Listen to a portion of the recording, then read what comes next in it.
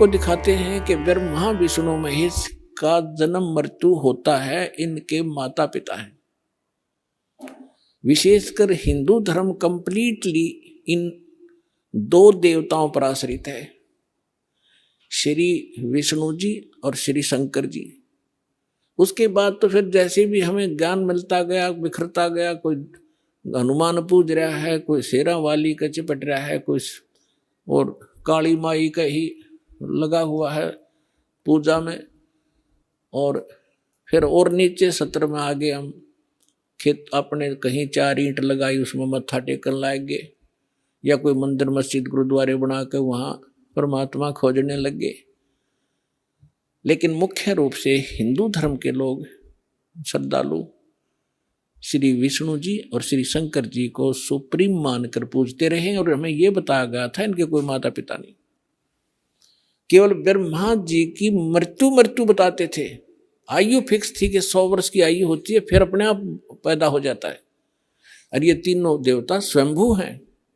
ऐसी बकवास सुना रखी थी हमारे। अब हमारे सदग्रंथ क्या बताते हैं, उनकी जीवनी क्या बताती है, उनकी इतिहास क्या बताता है, जिन सदग्रंथों को हम सत्य माना करते थे। देखिएगा, श्रीमद् देवी भागवत 3रा स्कंद,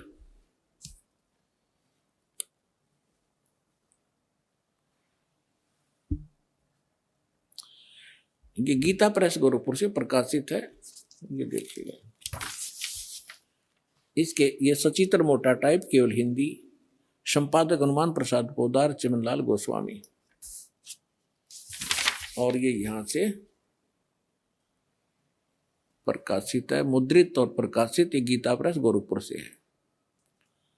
गीता भवन कार्यालय कोलकाता का संस्थान, गीता प्रेस गोरखपुर। इसके 123 पृष्ठ पर ले चलते हैं आपको, बिल्कुल 2 मिनट में सारी कहानी समझ में आ जाएगी। 123 पृष्ठ पे ये 3रा स्कंद।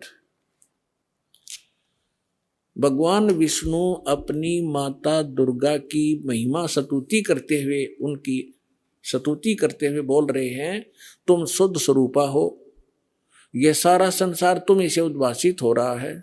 मैं ब्रह्मा और शंकर, हम सभी तुम्हारी कृपा से विद्यमान हैं। हमारा आविर्भाव माने जन्म, तिरोभाव माने मृत्यु।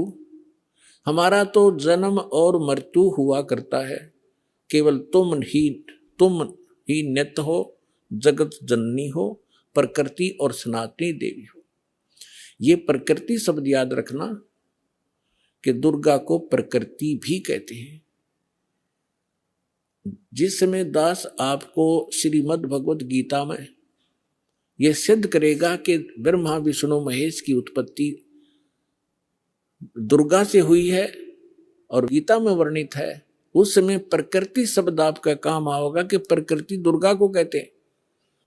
गीता के अंदर 2 प्रकृति बताई है, एक तो जड़ जैसे ये अग्नि वायु हवा आदि, और एक चेतन ये दुर्गा प्रकृति है। तो इसलिए कहते हैं तुम आप ही प्रकृति हो। और फिर भगवान शंकर क्या कहते हैं, देखिएगा। भगवान शंकर बोले, देवी यदि महाभाग विष्णु तुम्ही से प्रकट हुए हैं, उनके बाद उत्पन्न होने वाले ब्रह्मा भी तुम्हारे बालक हुए, फिर मैं तमोगुणी लीला करने वाला, क्या मैं तमोगुणी लीला करने वाला शंकर क्या तुम्हारी संतान नहीं हुआ? अर्थात मुझे भी उत्पन्न करने वाली तुम ही हो शिवे। संपूर्ण संसार की सृष्टि करने में तुम बड़ी चतुर हो। इस संसार की सृष्टि, स्थिति और संहार में तुम्हारे गुण सदा समर्थ हैं। उन्हीं तीनों गुणों से उत्पन्न हम ब्रह्मा विष्णु एवं शंकर नियमानुसार कार्य में तत्पर रहते हैं। अपनात्माओं, इस पवित्र पुराण के चंद पंक्तियों ने 4-5 कंसेप्ट क्लियर कर दिए।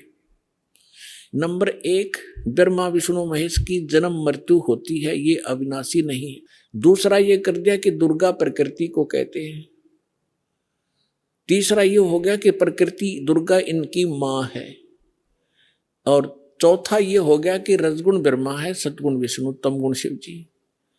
और पांचवा ये हो गया कि ये भगवान केवल वर्क डन दे सकते हैं, जैसा जिसका कर्म है इसमें ये कोई परिवर्तन नहीं कर सकते। ये इससे सिद्ध हो गया।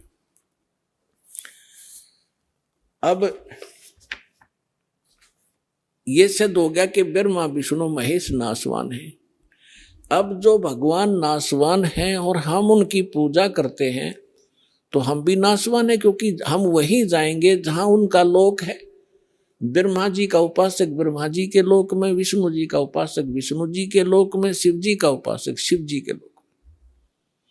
और ये भगवान नासवान है और इनकी भी मृत्यु होगी, इनका लोक भी नाश होगा, तो फिर हम भी गए जन्म मृत्यु में। यानी हमें कंप्लीट मोक्ष नहीं हुआ, संपूर्ण मोक्ष नहीं हुआ। कौन सा मोक्ष? श्रीमद् भगवत गीता अध्याय नंबर 15 के श्लोक नंबर 1 से 4 में कहा है कि ये ऊपर को जड़ और नीचे को तीनों गुण रूपी शाखा वाला संसार रूपी वृक्ष है, और जो संत इसके सभी पार्ट्स को विभिन्न विभिन्न बता देगा वह तत्वदर्शी संत है, वेद के तात्पर्य को जानने वाला है।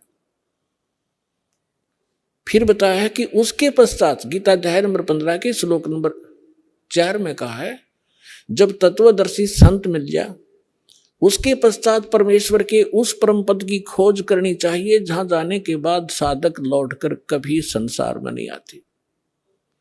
और जिस परमेश्वर ने सभी ब्रह्मांडों की रचना की है, अर्थात जिस परमेश्वर से संसार रूपी वृक्ष की प्रवृत्ति विस्तार को प्राप्त हुई है, भावार्थ है कि जिसने सब ब्रह्मांडों की रचना की है वो कंप्लीट गॉड है, वो पूर्ण परमात्मा है। केवल उसी की भक्ति करो, गीता ज्ञानदाता स्पष्ट कर रहा है।